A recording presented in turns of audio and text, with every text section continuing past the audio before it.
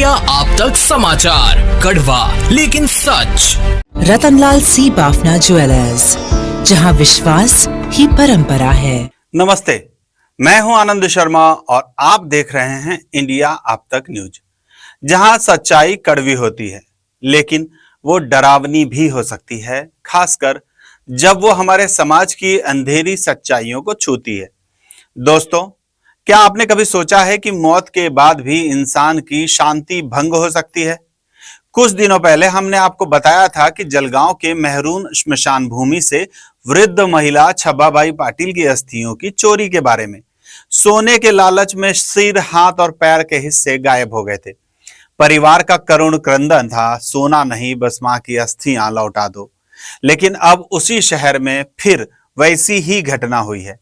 शिवाजी नगर स्थित श्मशान भूमि से पार्थिव शरीर के हिस्से गायब, सोना गायब और वहां रखी हुई थी खाने पीने की वस्तुएं। क्या यह सिर्फ चोरी है या कुछ और, कुछ डरावना, जैसे आघोरी तंत्र क्रियाएं? सोचिए, रात के सन्नाटे में श्मशान में छिपे वो लोग जो मृतकों की हड्डियों से अपनी काली विद्या सिद्ध करते हैं। क्या जलगांव के श्मशान अब तांत्रिकों का गुप्त अड्डा बन रहे हैं? ये विचार ही रोंगटे खड़े कर देता है, क्योंकि अगर ये सच हुआ तो मृतकों की आत्माएं भी चैन से नहीं रह पाएगी। सोमवार को शिवाजी नगर श्मशान से ये दूसरी घटना सामने आई है। पार्थिव शरीर के हिस्से चुराए गए, सोना लूटा गया और खाने पीने की चीजें वहां रख दी गई।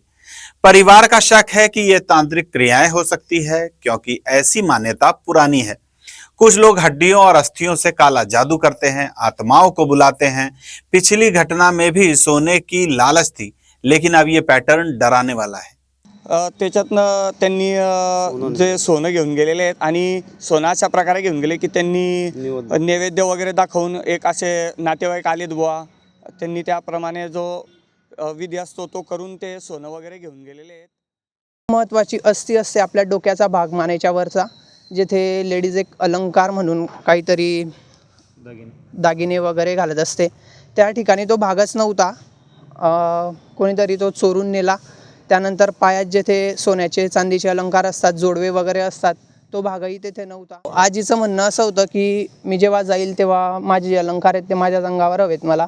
आणि ज्यांनी हे केलेलं आहे त्यांना माझं एकच म्हणणं आहे की तुम्ही सोनं जरी घेऊन गेले तरी ठीक आहे, पण जे आमच्या हृदयाला तुम्ही एक चमक दिली आहे जोरदार अशी, की तुम्ही आमच्या आजीचा अंत्यविधी आम्हाला करू दिला नाही आहे व्यवस्थित प्रकारे, त्या अस्थी आम्हाला गोळा करू दिल्या नाही आहेत, ते आम्हाला खूप म्हणजे दुःख वाटतंय। क्या ये सिर्फ संयोग है या जलगांव में कोई गिरोह सक्रिय है जो तंत्र मंत्र के नाम पर मृतकों को अपवित्र कर रहा है? लोग अब रात में श्मशान के पास जाने से भी डरने लगे हैं, क्योंकि अगर तांत्रिक सच में वहां घूम रहे हैं तो जीवितों की सुरक्षा के लिए खतरा है। परिवार वाले इस आशंका पर सहमत हैं, और क्यों न हो जब सुरक्षा का नामो निशान ही नहीं।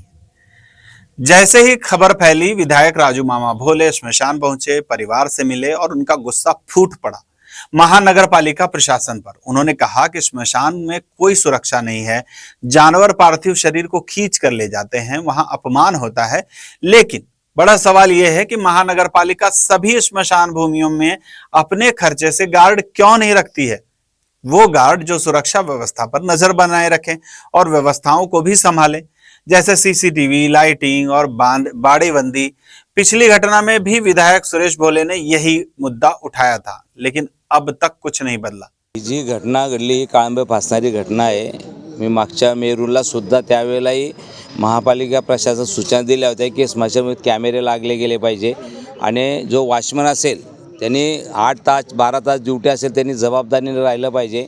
असं म्हटलं जातं नागरिक की बाबा जिवंतपणी तर सुविधा देत नाही, कमीत कमी मेल्यावर सुद्धा असे जर हाल होत असतील तर मला वाटतं ही दुर्दैवाने सांगा वाटतं की महापालिका प्रशासन जबाबदार या गोष्टीला नक्की जे आज आयुक्तांना भेट घेऊन याची चौकशी करण्याची मागणी करणार।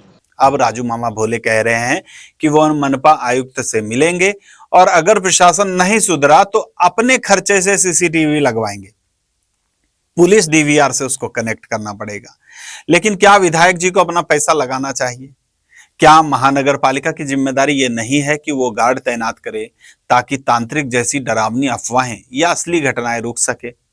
ये दो घटनाएं मेहरून और शिवाजी नगर चेतावनी है।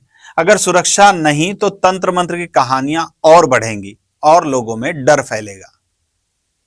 दोस्तों, ये घटनाएं सिर्फ चोरी की नहीं है, बल्कि हमारे समाज की गिरावट की है, जहां मृतक भी अब सुरक्षित नहीं रहा और तांत्रिक क्रियाएं जैसी डरावनी संभावनाएं भी सिर उठा रही है। क्या हम इंतजार करेंगे कि कोई बड़ा हादसा हो या प्रशासन से सवाल पूछेंगे?